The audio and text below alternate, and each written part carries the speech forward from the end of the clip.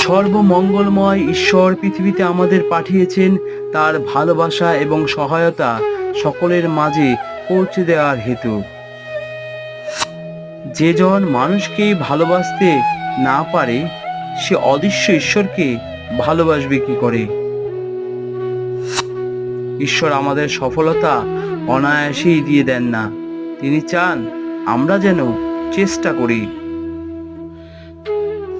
ধর্মকে ব্যবহার করে বন্ধুত্বের হাত বাড়ান। যারা সংকীর্ণ মনস্ক তারা ধর্মকে যুদ্ধের অস্ত্র হিসেবে ব্যবহার করে।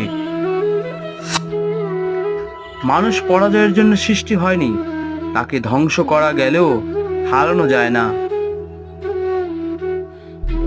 মানবদেহ মরণশীল কিন্তু আত্মা অবিনশ্বর।